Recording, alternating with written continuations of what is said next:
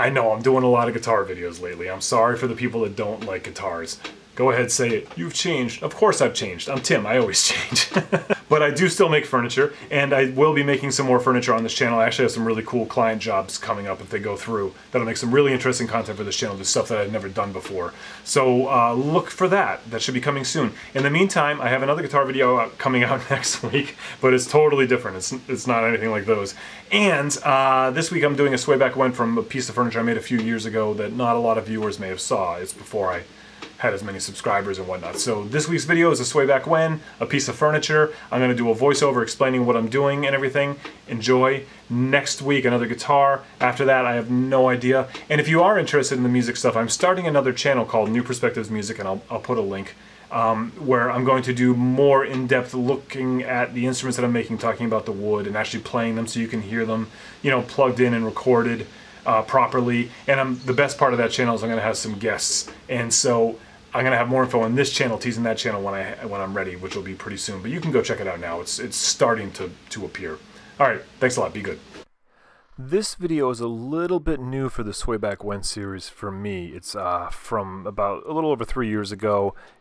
Whereas I usually like to use videos that are more like 5 or 6 years old when I do this, but the problem is I've turned into a little bit of a video snob, and the older ones I just kind of can't stand anymore because the camera I was using was so poor and the film quality is so cruddy, whereas this one is now into the years where I started using some better cameras.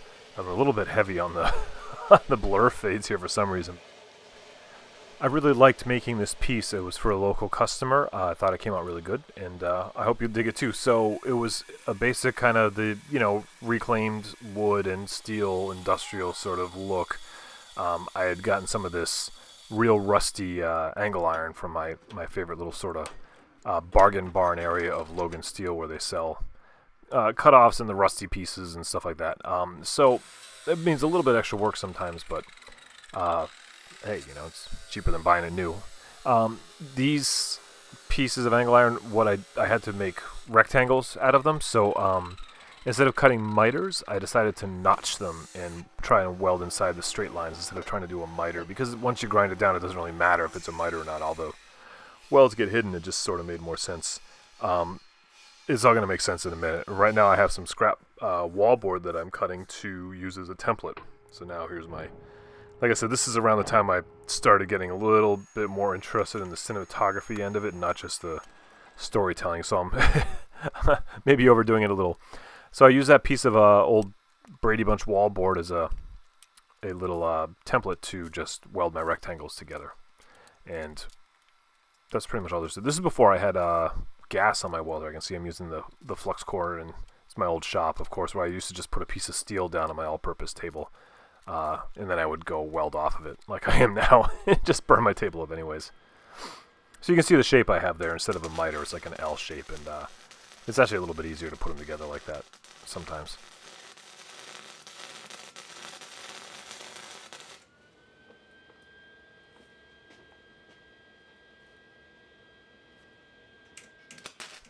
As many of you know, I'm a vegetarian. I'm not a huge fan of leather. That's why I'm wearing those cotton gloves. And those gloves are the absolute worst to weld in, because when the spark hits it, it just sort of smolders on your hands. And nowadays I actually wear a pair of leather welding gloves, but I am looking for an alternative to that. If anybody has any suggestions of any companies that make good like TIG welding gloves that are non-leather, I'd love to hear them.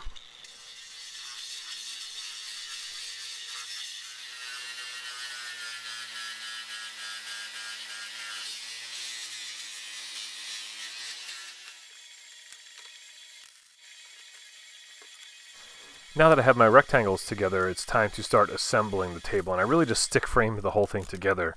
You can see I have some blocks of 2x4s I'm using to hold it in place, and it's all pretty loosey-goosey as I put it together, but then once it all gets built, it sort of tightens up. But the idea is it's sort of like an S-shaped entertainment console, so it's open on one side and closed on the other side. So it was a little bit tricky trying to get everything square and true, and once I had it all tacked together and once I started getting these welds in, then it got a lot easier as I went to keep it nice and straight. But I definitely had to keep an eye on things because something like that could go wrong real fast and real easy. A lot of sanding and grinding because of the rust, and also the fact that this is like really, welding was not Something, I mean, I still don't know anything about welding, but back then I knew nothing about welding. It came out okay. I mean, those aren't bad looking. It's supposed to be kind of rustic too, you know. Now, this is a really cool piece of metal I got from Logan Steel. It's like an expanded steel, but it's just got these little tiny pinholes in it. You can see it better there. And I thought that was really kind of cool because it is open, but it doesn't really show a lot. So I'm going to put that into part of the cabinet, and that's where the wires will hide. So it looks open, but it's really not. I'm using Jack's steel blackener because the customer told me that she wanted it to be kind of rustic looking. Oh, that's my little joke.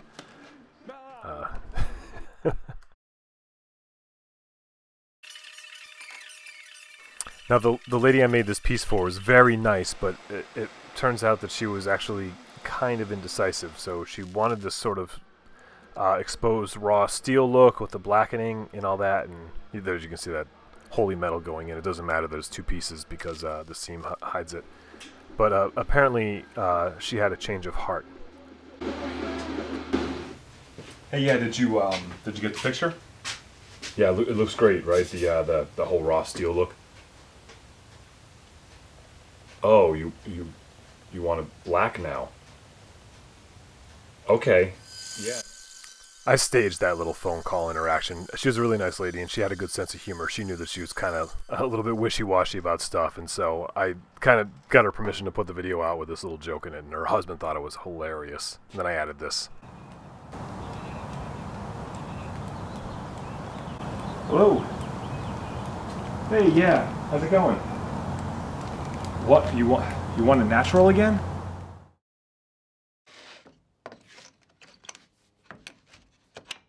Now this wood is some reclaimed southern yellow pine 1x6s. It's like subflooring from an old house that got demolished, and I bought a ton of it from one of my local kind of deconstruction places. I built a whole shed out of this stuff on my property, but it was perfect for this job because the tongue and grooves are there. It has a nice golden color. All I had to do was put it in, clean it off in polyurethane, and it was done. It's like that perfect reclaimed look. And now the wood actually becomes part of the structure of the piece because you'll see in a minute in the final shots there's some dividers in the middle of the piece that really tighten it all up, and it's the wood that's connecting the shelves and in the middle that give it the strength versus just the flat pieces of steel on the edge. It'll all make sense here in a second when you see the reveal. So that, yeah, the wood was a real easy part of it. I love that metal with those little pinholes in it. I just think it's so cool. Yeah, it was a relatively easy build. And there you can see what I'm talking about, those shelves in the middle. That the flat steel on the edges doesn't do much for structure, but the wood makes it all nice and tight. And it's a cool looking piece. Thank you very much for watching, and be good. Wood now? Okay. Wait. Okay. Okay. Okay. Wait, so black, right?